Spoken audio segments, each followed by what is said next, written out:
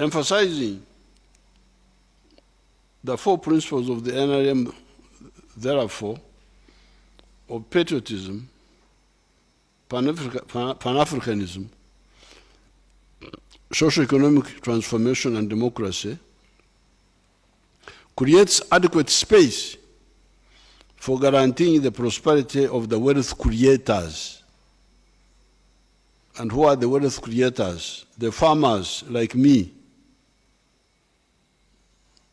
I am a wealth creator, I'm not a wealth consumer. The artisans, the manufacturers, and the service providers.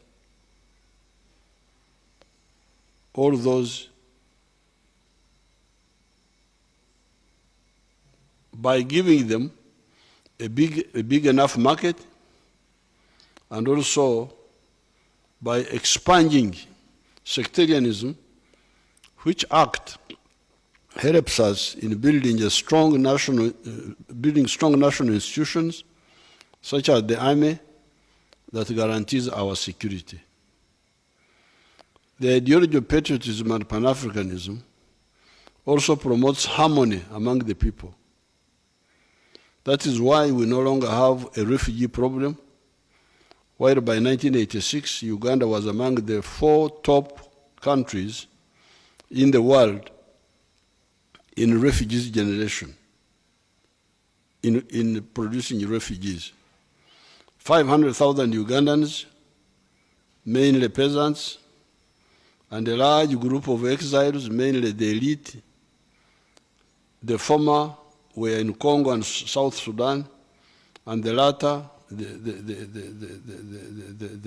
Banasomako, the elite, were in the USA, UK, Sweden, Kenya, South Africa, etc. There were so many Ugandan doctors that had fled and working abroad.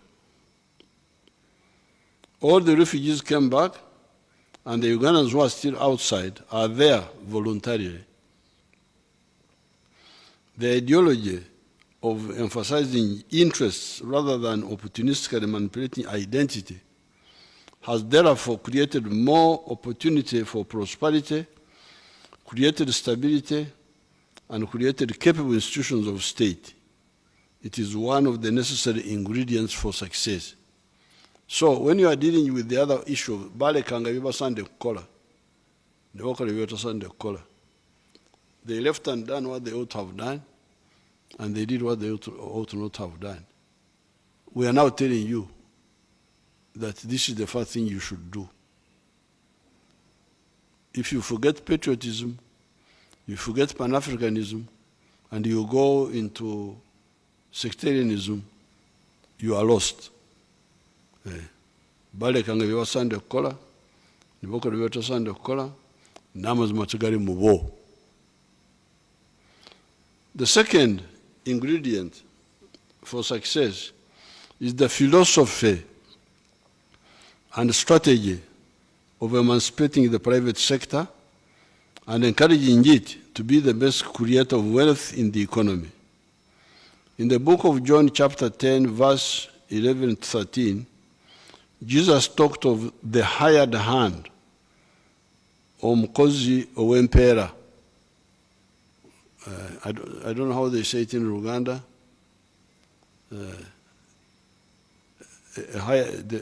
Bakyogera bati mu Uganda. Bano benna wano Oluganda lwabwe tebategerekeka bali awo.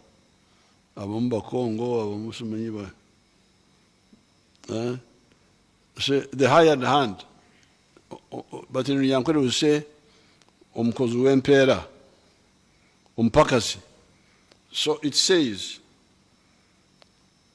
in quotes, I am the good shepherd. The good shepherd lays down his life for the sheep. The hired hand is not the shepherd and does not own the sheep. So when he sees the wolf coming, he abandons the sheep and runs away. Then the wolf attacks the flock and scatters it. The man runs away because he's a hired hand and cares nothing for the sheep. Even the Banyankole say, obwenje kuburra mukama wente omufuma aragurrabusha. When the owner of the cow does not know how to manage it, the veterinary person cannot save the cow. The Nachivu announcements of 1970 and the actions of Idi Amin of expelling the Indian investors were strategic mistakes because they undermined the work of those wealth creators by confiscating either partially or wholly the wealth of those actors.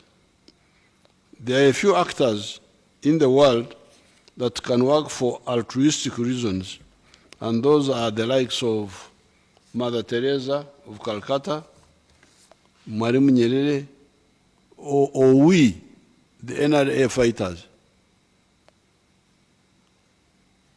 For us, we were working not for ourselves. The NRA fighters, Mwalimu Nyerere, Mother Teresa of Calcutta, were not working for pay. We were working for Moyo Uganda, Moyo Africa, for Pan-Africanism, patriotism. But we are, however, for the majority of cases, they are motivated to work for personal gain. It was therefore philosophically wrong to think that you can sustainably and efficiently build an economy based on parastatals. It is a strategy that had implied risks. This is why the NRM, while not ruling out the role of the parastatals here and there, encouraged the private sector. The private sector players, foreign and local, are very reliable actors because they act in their own interest, but in the process, for the majority of cases, also act in the interest of the country. There is, however, a great need for the government to play a regulatory role to ensure that the private sector does not take shortcuts and endanger the health of the consumers. It is therefore the patriotic duty of all Ugandans to encourage the private sector, whether they are local or foreign. They all build our GDP, which means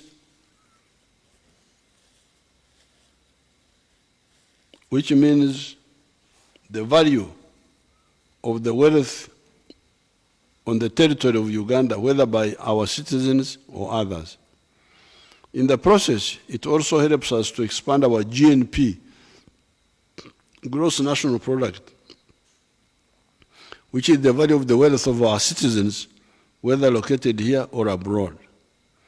The GDP of the USA is US dollars 26.24 trillion. Its GNP is US dollars 24 trillion. So you can hear a country like the United States, the bigger portion of the economy is by citizens and foreigners.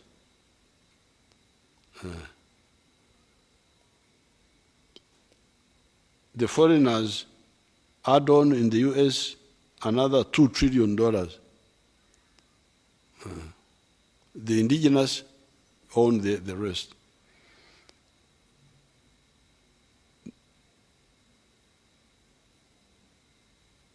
That of China, the GDP of China is USD 19 trillion, 19.37 trillion, and the GNP 14 trillion.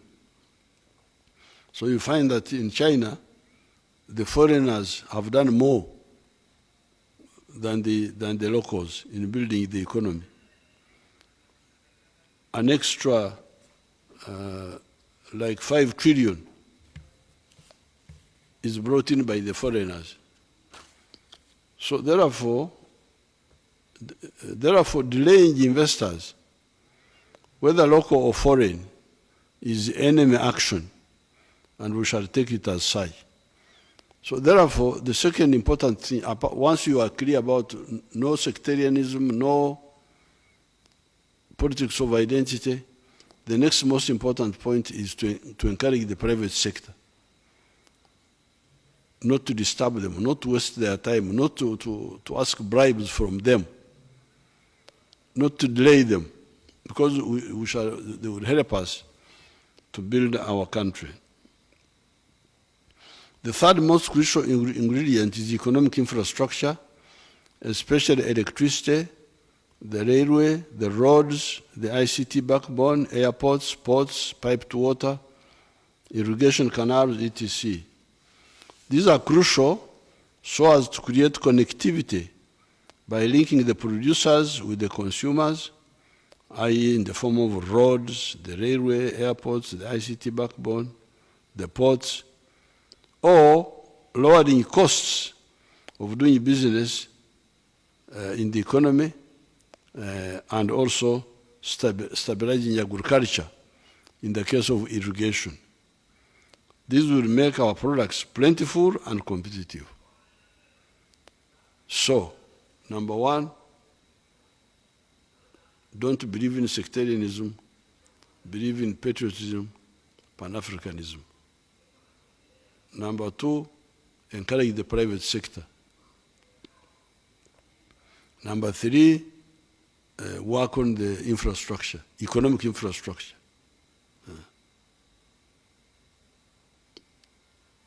The fourth ingredient is social infrastructure in the form of schools, health centers, and research institutions that will help us or are helping us to deal with the health, knowledge, and skills of the human resource.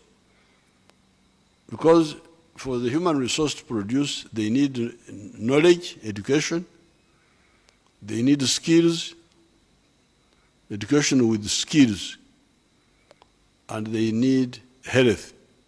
They need to be healthy. So that's why we need social infrastructure in the form of schools, in the form of health centers. The other roads and so on are economic infrastructure. This is social infrastructure. A modern society and economy need healthy people that are knowledgeable and skilled.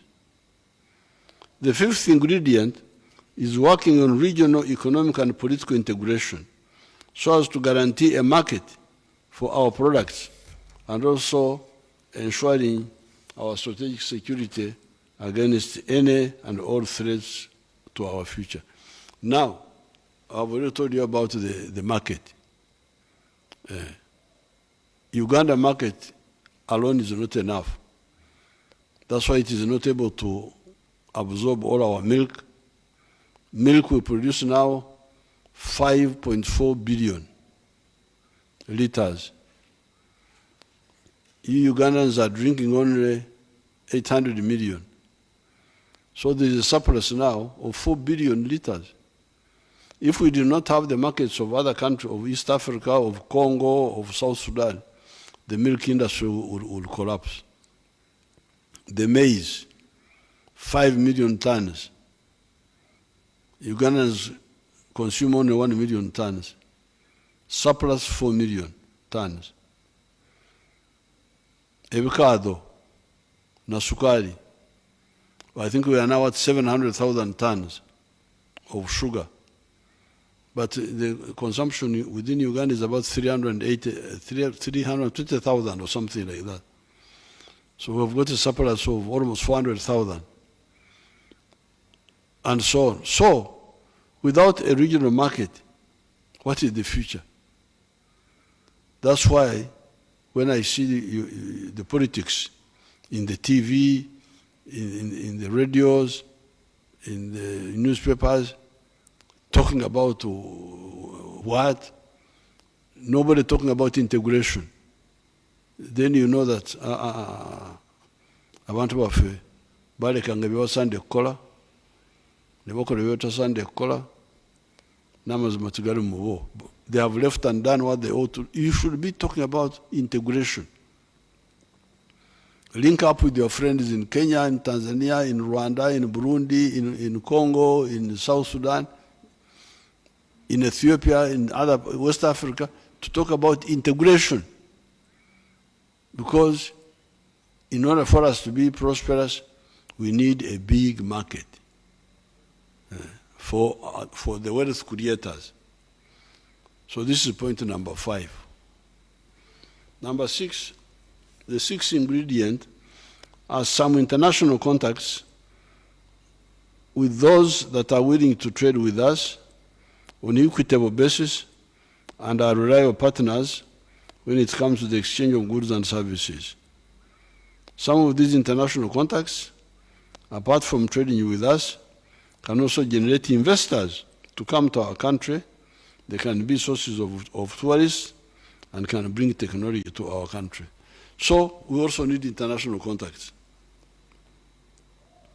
with the people who respect, who respect us, who don't interfere in our internal politics.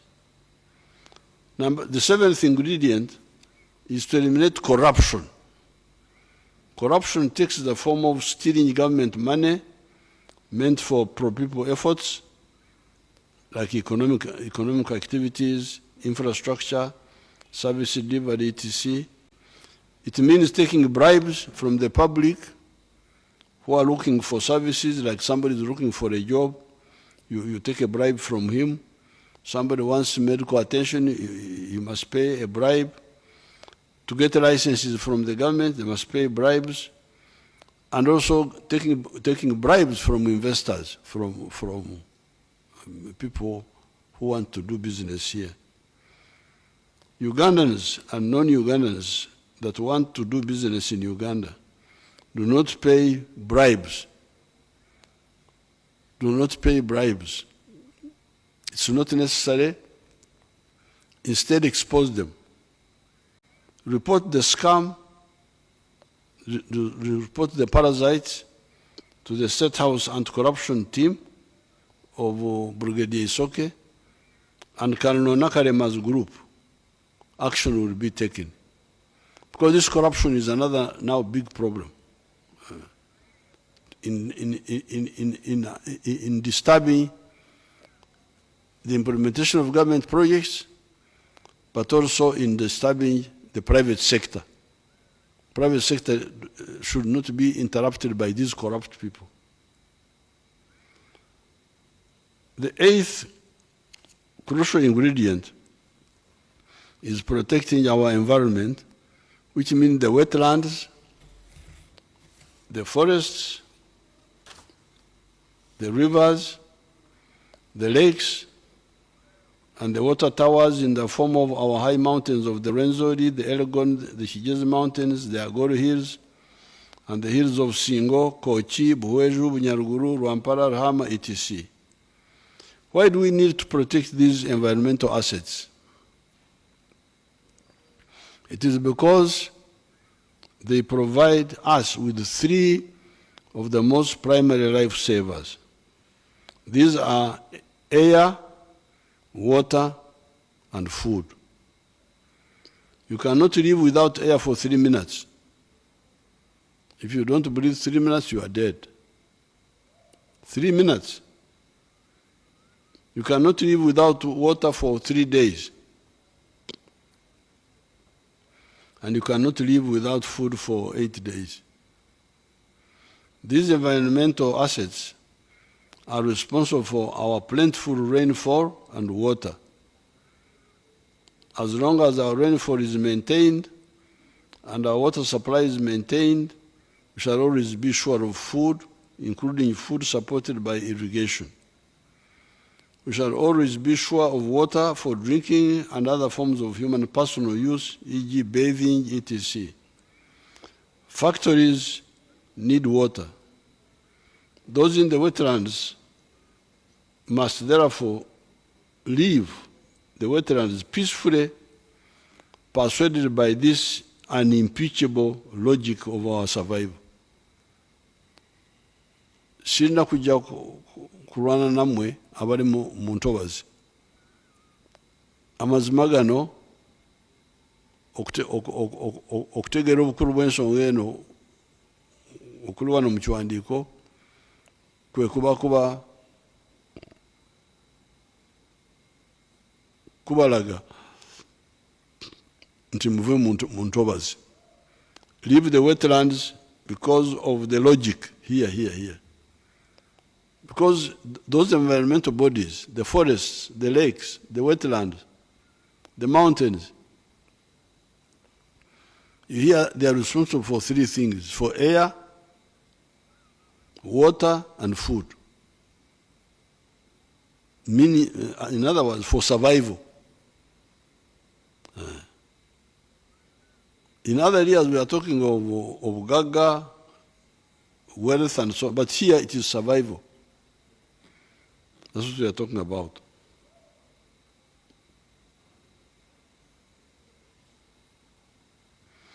Those in the wetlands must leave them peacefully, persuaded by this unimpeachable logic of our survival. The ones in the Bukede, Busoga, and Chijez areas will be assisted to shift from the wetland rice growing to either growing that rice by irrigation on the non-wetland land of Butako Bukalu, or to fish farming at the edges of the wetlands, allowing the rest of the wetlands to regenerate. Those who have encroached on wetlands in other areas must leave unconditionally because they went there knowing it was a mistake. The ones of Busoga, Bukede, and Chiyez were misled by the governments of that time, such as Chibimba rice scheme. That's why we shall assist them to get out. But the other ones, in the other areas, they must go unconditionally. They must leave. And I'm going to write an executive order. It will be detailed. Anybody who does not implement it will be answerable. The local chiefs, because those wetlands which are being encroached on, they belong to a parish. What is the parish chief doing? They are not on the moon. A wetland which is being encroached on is in a parish. A parish has got a parish chief. Oyongenda kumukwata oyo. I will arrest that one. That wetland is in a sub-county. What is the sub-county chief doing? How about Giso? There's a Giso there. What are they doing? There is a cow in the district. There is another DC. So please, I'm going to issue a detailed executive order. People must leave the wetlands, must leave the forest and the river banks.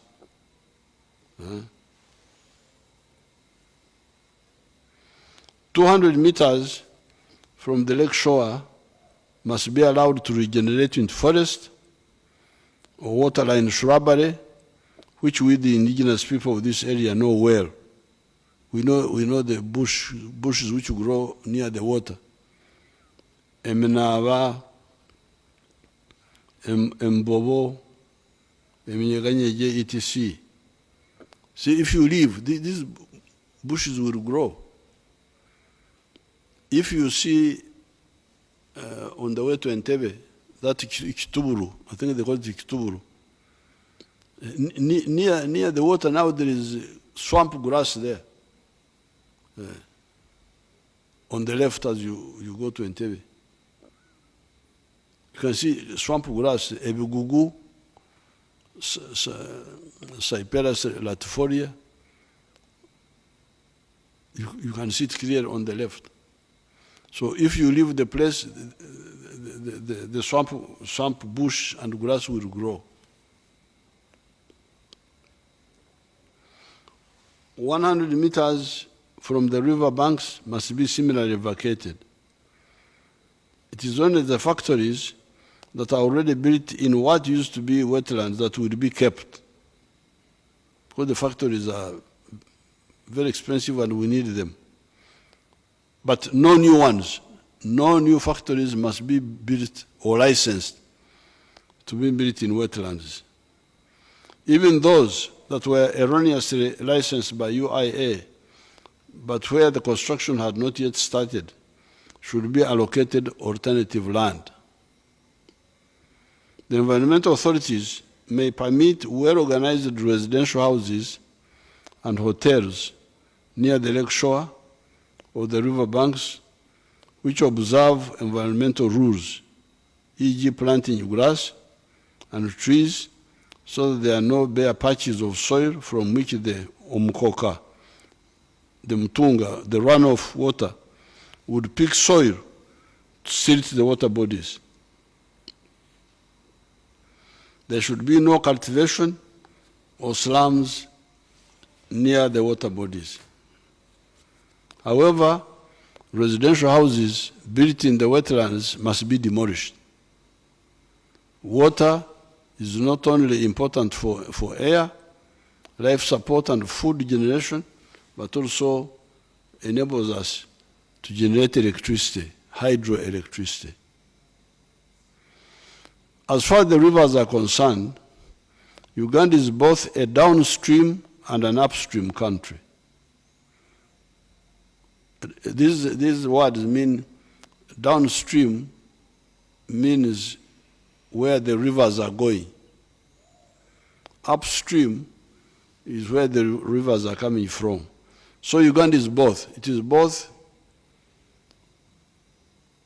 an upstream. There are rivers which start here, but also it is downstream because there are rivers which come here from other African countries. According to our water people, 14 billion cubic meters of water per year that Uganda gets come from rivers, comes from rivers that originate from Uganda, while 29 billion cubic meters of water comes from rivers that we share with other sister countries. Given the political fragmentation that we try to heal by regional integration, we cannot always guarantee the proper management of the rivers and their catchment areas that spring from the brother countries vis-à-vis soil erosion, silting, etc. However, we should set the good example by correctly managing the water bodies within our jurisdiction. We will then have the moral authority to approach the brother African countries about the shared rivers. I therefore demand that all these encroaching on the wetlands in the manner mentioned above vacate those sites as laid out above. The rivers like Ruizi, Mpanga, Mayanja, Kafu, Aswa, Agago, Mporogoma, Mubuku, and their tributary wetlands must be fully protected from those uninformed encroachers. This will ensure that all our 14 billion cubic meters of internal waters is safe, and then we can additionally interact with the brother countries about the 29 billion cubic meters of water from them. Remember that we are mandated by common sense and by the international law that we must share the water generated in Uganda and what we get from the brother upstream countries with the downstream brother countries, which are South Sudan, Sudan, Khartoum, and Egypt. Of course, water should not be a problem for Africa because the river Congo alone produces 3,000 billion cubic meters of water per annum. Our wonderful Nile at Khartoum only has 85 billion cubic meters per annum. It is this much smaller quantity of water that some of the actors in the Nile Valley spend so much time quarreling over. Yet the Congo River is equal to 35 Nile rivers in terms of water. If only Congo was stable and Afro-oriented, I imagine that Africa would not be talking about lack of water. Every second, this huge amount of water of the river Congo is feeding the Atlantic Ocean. Who told you that the Atlantic Ocean is thirsty for water? It is Africa that is thirsty for a vision. With these eight successes guaranteed. Because you remember that's how we started. Barekanga bibasande kukola, bibakola bitasande kukola, namwe matagari mu. They left undone what they ought to have done, and they did other things. We are now telling you these are the things to do, the 8. With these 8, success is guaranteed. It is these that we should work on and ignore the noise of those that live undone what they ought to have done and do that they ought not to have done, and there is no truth in them. Ugandans should not waste time worrying about aid, about loans, etc. We do not need most of these loans. We happily work with all the countries in the world that respect our sovereignty. That is how the UN system should operate. No country should interfere in the internal affairs of another country. That is why we separate foreign affairs from internal affairs. Why should anybody catapult his values through foreign affairs into the internal affairs of another country? Human needs are similar: food, shelter, clothing, mobility, poverty, etc. However, their management evolves differently and at different speeds in the different countries. It is wrong to try to export systems and values, or to export revolution, new ideas, or export counter-revolution, old ideas. This was the mistake of the Pope when Protestantism rose up. You remember when there was a split in the church, some of the church tried to use violence to suppress the other people, which led to wars. I think they were called the 30 Years' Wars, the religious wars. It was a waste of time. It was the mistake of Metternich when capitalism came on the scene. This Metternich was a prime minister of Austria-Hungary. And when the capitalists took over power in France, he tried to overthrow them. And he caused so much problem for Europe. And I think that's how Austria-Hungary broke up. Mistake of Napoleon when he tried to export the ideas of the French Revolution. The mistake of the Western intervention powers against Bolshevik communism in Russia. The mistake of the imperialist countries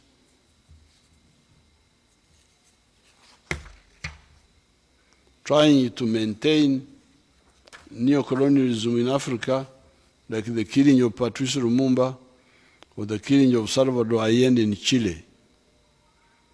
If you think that your ideas are correct, read the Gospel of Matthew, chapter 5, verse 16. It says, "Let your light shine so shine before men that they see your good deeds and praise your Father in heaven." That's what it says. If you know you are right, don't try to use force and pressure to change people. Just show your good example and we copy it. In other words, influence people by your good examples and not by coercion. Those actors who try to interfere in the internal affairs of other countries overestimate themselves and underestimate the capacity of the people of the world and their ability to defend their legitimate interests. those actors are also uninformed.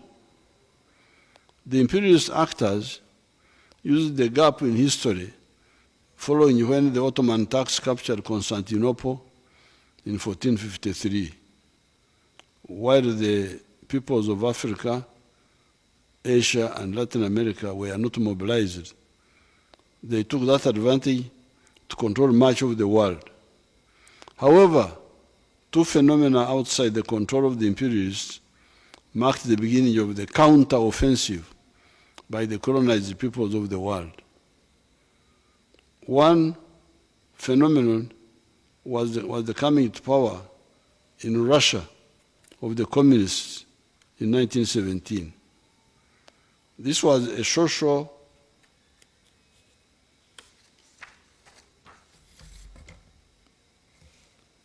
force in a semi-modern big country that had no interest in colonizing other people of the world. Marshal of the Soviet Union Gorgy Zhukov, in his book Reminiscences and Reflections on page 267, writes as follows. This is in quotes. Let me recall a set of facts which, when reported to Stalin, were likely to heighten his distrust for the above warning. I mean the secret negotiations with Nazi Germany in London in 1939, precisely when Britain, France, and USSR were holding military talks in Moscow.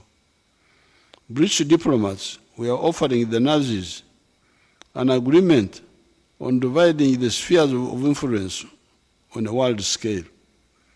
The British Minister of Trade, Hudson, said during his talks with a Nazi called something, Wartat, a Nazi Privy Councillor, close to Field Marshal Goering, that three extensive regions offering unlimited opportunities of economic activity, the British Empire, China, and Russia, were open to the two countries.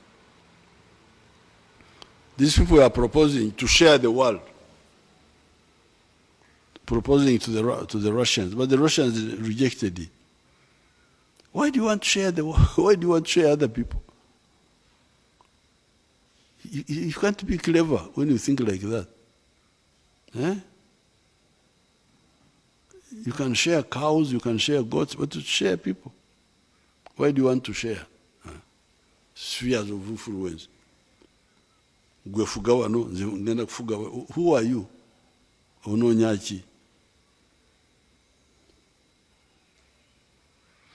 When Hitler tried to offer the Soviet Union to discuss the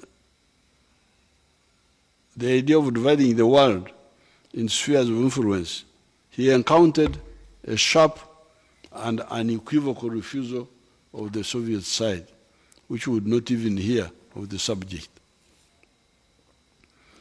The imperialist actors did not pay heed to this just stand, and inter-imperialist rivalry soon plunged the globe into the catastrophe of the Second World War, where the Soviet Union played the major role of defeating fascist Germany and Japan. The anti-imperialist camp grew when the communists took control of another big country, China, in 1949. In fact, one clever American general, Omar Bradley, aptly described the involvement of the Western countries in the Korean War as, in quotes, a wrong war at a wrong time, in a wrong place, with the wrong enemy. So, those who want to control the world, this was their first problem. These big countries which were taken over by people who didn't believe, who didn't share their view. The second phenomenon was the founding of the ANC, the African National Congress, by the broad sections of the African peoples in South Africa to spearhead the resistance of the African people against the evil system of colonialism. The African resistance would no longer be led by chiefs with ostrich feathers, but by more enlightened freedom fighters such as Jomo Kenyatta, Kwame Nkrumah, Julius Nyerere, Samora Moses Machel, Nelson Mandela, Oliver Tambo, Robert Mugabe, and others. So these two events, the communists taking over Russia in 1917, and then China in 1949, and taking a strong stand against Ofuzu wa Matwari, against imperialism.